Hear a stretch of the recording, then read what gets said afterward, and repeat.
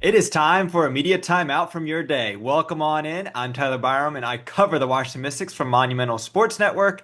And for this episode, we'll be keeping it local and talking about our hometown Mystics. Today, I am thrilled to be joined by one of my friends on the Mystics beat, Jenn Hatfield. Jenn is not only the next beat reporter for the Washington Mystics, but she's also the site's managing editor and beat reporter for the Ivy League. Jenn, welcome on in. The Mystics, they have two All-Stars. Rookie Sonia Citron and Kiki Iriafen will be heading to Indianapolis. This is quite the development. What would you have said back in April if you knew back then that this new regime for the Mystics would be drafting two future All-Stars just 2 months into their career? Yeah, Tyler, thanks for having me on. This is great to be with you. I would have been surprised for sure. I'm not gonna lie. I would have said they hit it out of the park with the draft, which I think we all kind of thought at the time that they did at least a solid job with the draft, but and expected them to be good, but I didn't know that they would make the leap to the WNBA as seamlessly as they have. And I think there were a lot of valid questions going into training camp about what their roles even would be. So, for example, with Kiki Iriafen, we didn't even know if she would start in training camp. The Mystics have so much depth in the post. She could have been coming off the bench for fighting for minutes. Maybe like the role that Aaliyah Edwards has right now. We thought was uh, a realistic benchmark for Kiki, perhaps. So she's really exceeded expectations in pretty much every way, starting the season hot out of the gates, taking advantage of some injuries, and really never looking back from there. And then, on the perimeter, it was very clear that Brittany Sykes was going to be the high usage player. I wasn't sure how many shots Sonia Citron would get. We had a feeling she would start as the Mystics' only real wing, but as far as the shots she would get, the role in the offense, I was kind of expecting her to be more like an Ariel Atkins her rookie year, a really solid complementary piece, but not necessarily an all-star. Yeah, Ariel Atkins was the exact comp that I was trying to say of what to expect from Sonia Citron. And honestly, if we're looking at where Sonia is, I would say she's probably a little bit further along than Ariel was at this point. But to me, it's just insane that we're even having this conversation. If you rewind, go all the way back to April, and the topic of the draft was like, oh no, what was supposed to be a really strong draft class all of a sudden is getting weaker with AZ Fudd not returning to college, Olivia Miles returning to college, and then all of a sudden here we are in June, and there are three rookies that are going to be all-stars. Two of them are here on the Mystics, and it's insane to me. Again, hindsight's always 2020, but this class has just been incredibly deep, not just here for the Mystics, but across the WNBA. And credit to the organization for one drafting these players, but also developing them. I mean, I think at least you were talking about Kiki, but after her senior season at USC, like I didn't perceive her to be a starting caliber player at this level. Like it just wasn't on my radar. So like credit to the team and what they've been able to do, and also a huge, of course, credit to the players just being pro ready and not afraid of this. Let's go to our jump ball segment. So who wins this jump ball, Jen? Who gets more all-star selections in their career? Sonia Citron, Kiki Iriafen. This is such a hard jump ball. I was going back and forth on this forever. I'm gonna go with Sonia mainly because the WNBA is so insanely talented and deep at the four position that it's just so hard for Kiki Iriafen to do this every single year. And not to say there aren't a ton of good wings in the WNBA as well, but at the four you have literally many of the best players in the world. So just from a sheer like math odds situation, I think I'll take the three spot. It's funny. Each time I've done one of these, I always get to take the opposite opinion of someone. My answer is going to be Kiki, and it's kind of for what you're saying. Yes, the dominant players in the WNBA are the post players, but that's the reason why, because Kiki's game is so much louder and more visibly impactful than Sonia's is when she's out there on the floor, because Kiki's going against Brianna Stewart. She's going against Asia Wilson. She's going against Alyssa Thomas, all these MVP caliber players, and she's thriving. Every time Kiki scores, it's going to be a big bucket because she's scoring over one of these star post players. It's either going to be a post up or it's going to be a face up shot. It's going to be her getting an offensive rebound over one of those players and putting it back. So I just think her game is a little bit louder than Sonia's. And also, with there being so many star post players, the way the All-Star system kind of works is that it favors forwards getting more options of going to be an All-Star than guards and wings. So by those two reasons alone, I'm going with Kiki. But I like that we went two different directions Yeah, on that. that the spots available was also sticking out in my mind as like the flip side of the math problem that I laid out. So it's hard to kind of guess where those will balance each other out, or which side will get the edge there. This is a hard one. We're gonna have to like revisit this in 10 years and see how it shakes out. Yeah, for one, it's going to be a topic for another day. We need to revisit what positions get to be in the All-Star game. I think it's time that we just kind of move past that. But regardless, it's time to inbounds the ball. Let's move on.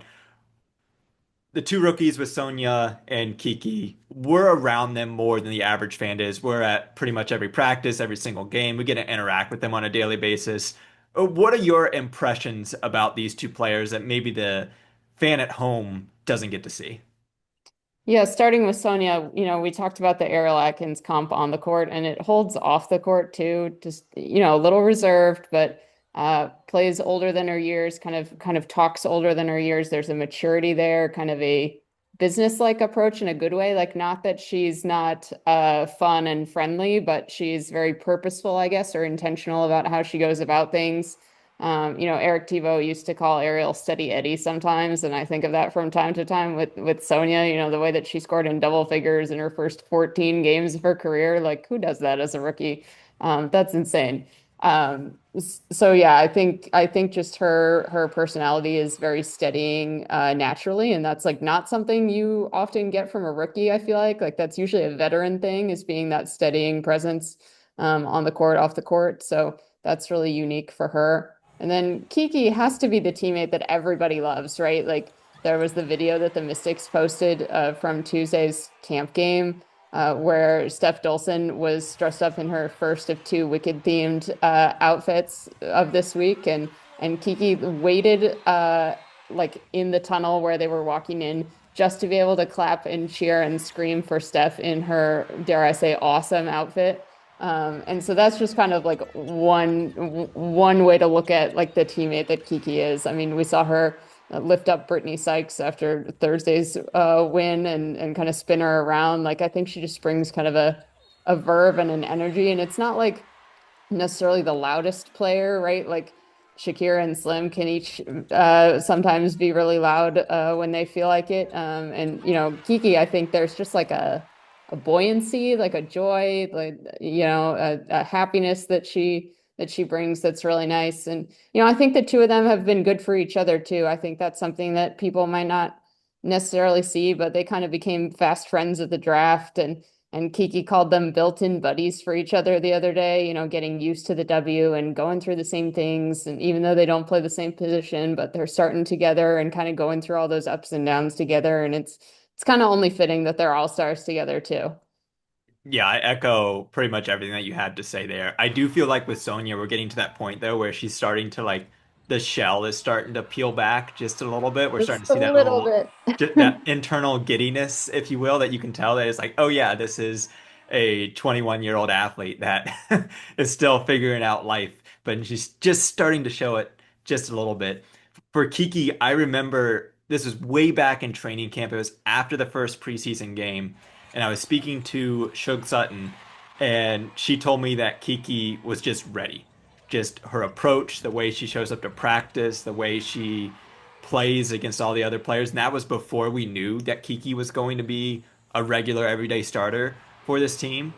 But that's just stuck with me the entire time. And there's no better way to describe that of just how like this system, the way things are set up for the Mystics, just fits Kiki so well. And you really see that joy with her bubbling out to all the things that you said. Yeah, But kind of on that same note, Shakira Austin told me really early or no, not Shakira Austin, Emily Engsler told me really early in preseason, was talking about all the different bigs on the roster, and she kind of ended with Kiki and said, Kiki's like kind of a combination best of both worlds of like every style of big that we have.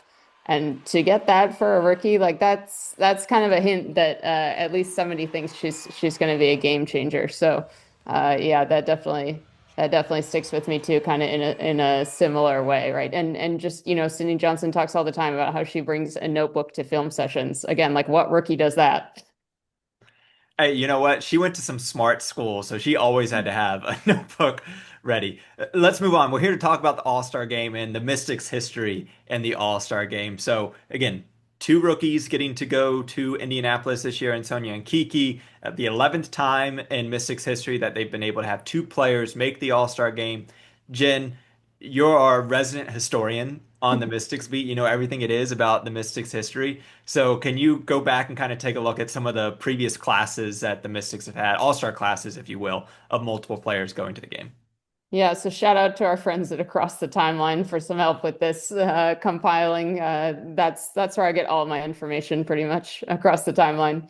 But Shamika Holdsclaw and Nikki McCray were the first pair to do it. They did it in 3 straight seasons, 1999 through 2001, and started every year too, which is crazy. Like thinking back to have two players from the Mystics both starting in the All-Star game 3 straight years. Um, yeah, that's unprecedented. No one's repeated that from the Mystics since then. The only other pair that's done it twice, much more recently, Elena Delle Donne and Christy Tolliver in 2018 and 2019. That's a pretty dynamic duo. Hard to beat that duo.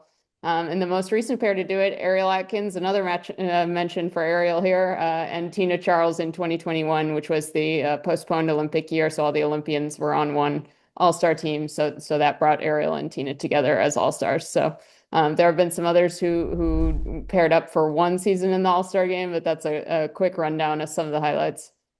Yeah, and as you're kind of going through it, I don't want people to lose track of like how hard it is to be an all-star in this league because we've seen some several great players on the Mystics never be named all-star, only being named all-star a few times. Like Natasha Cloud never was an all-star.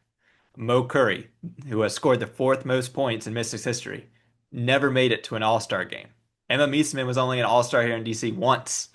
Brittany Sykes has never been an all-star. Shakira is still looking for her first all-star appearance. So the stars kind of have to align for players to be able to do it. And then seeing on a year where it's like people didn't anticipate the Mystics being a playoff team this year. Now they're a playoff team and they have two rookies that are leading the charge for that. It's impressive. Where do these two kind of stack if you were to rank, if you will, the pairs of all-stars for the Mystics?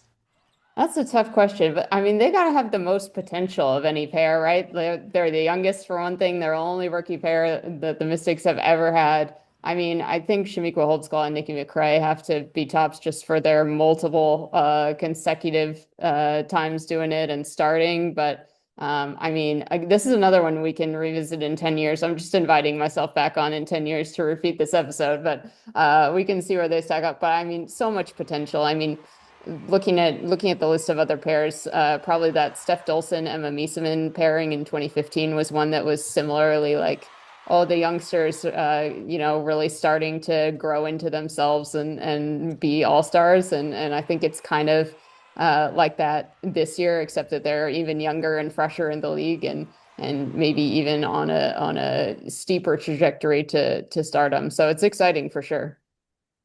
Yeah, and I want to note, I have this as a footnote in my notes. Shamika Holdsclaw, most All-Star appearances for the Mystics. She has five, so already Sonia and Kiki trajecting well to perhaps compete for that mark. Jen, that is the whistle. Thank you so much for joining. It was a great conversation. I know we're going to be talking about it more in the press box. Thank you for joining. We can follow all the work that you do at thenexthoops.com. For everyone watching back at home, thank you for taking this media time out from your day. Now back to the action on the court.